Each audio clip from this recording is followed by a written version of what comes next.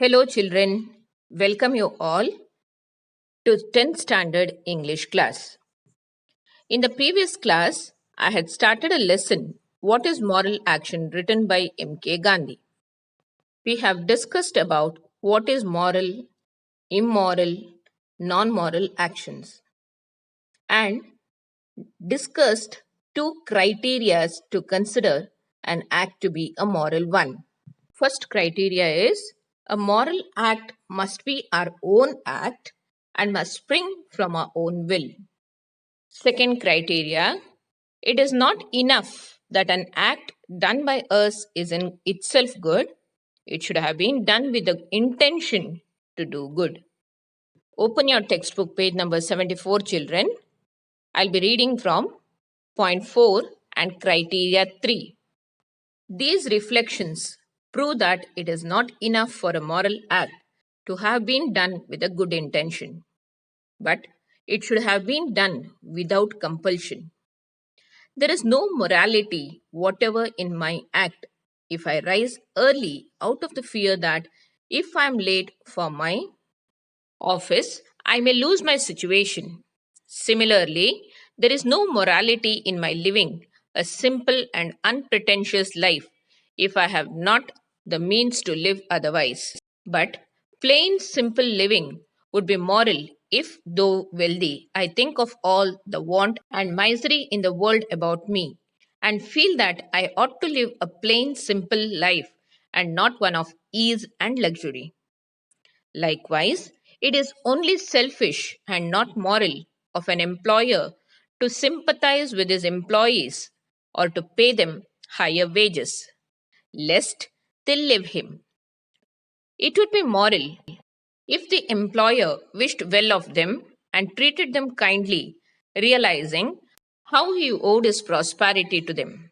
This means that for an act to be moral, it has to be free from fear and compulsion. When the peasants rose in revolt and with the bloodshot eyes went to King Richard II of England, demanding their rights, he granted them the rights under his own seal and signature. But when the danger was over, he forced them to surrender the letters. It would be a mistake for anyone to say that King Richard's first act was moral and the second immoral. For his first act was done only out of fear and had not an iota of morality about it. Here, the third criteria is it is not enough for a moral act to have been done with a good intention, but it should have been done without compulsion. The author here tries us to say that there should be no force or pressure from anyone when we are committing an act. It should be from our heart or with a good intention we do the act. But there is no morality if I get up early out of the fear that I will be late for my office, or I may be goosed by my boss, or I may lose my job. Such an act cannot be called a moral one because that act is being done out of a fear. Similarly, the author gives another example of a person who leads a simple and a plain life as there is no other means to live. There is no morality because he has to live like that as there is no other means. But if a person is really wealthy, even then he wishes to lead a simple and a plain life. It can be called a moral and simple life because he has sacrificed his ease and luxury for the sake of God and to be moral. Here, we can take an example of Mr. Narayan Murthy and his wife, Mrs. Sudha Murthy, who are abundantly rich but wish and lead a simple life and help the needy with an intention to do good. Likewise, it is only selfish and not moral if an employer pays his employees higher wages in a fear that they may leave him.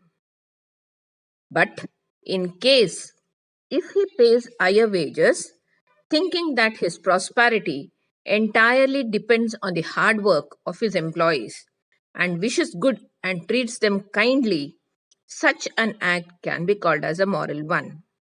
Author stresses that for an act to be moral, it has to be free from fear and compulsion, and illustrates about the peasants who rose in revolt against King Richard II of England demanding rights. King, seeing the pressure from the peasants, grants them their rights under his own seal and signature. Peasants were happy that they have been granted with the rights.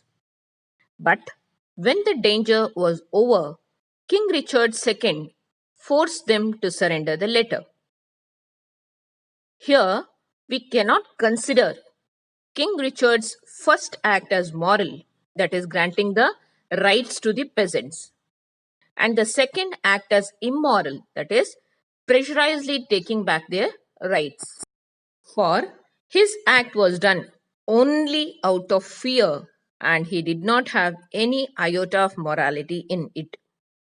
Here, iota refers to not even a bit of morality or a compassion towards his peasants. Assignment of the day. First one, when does simple living become moral? Second, when does an employer's action of paying higher salaries to his employees remain non moral? Thank you, children.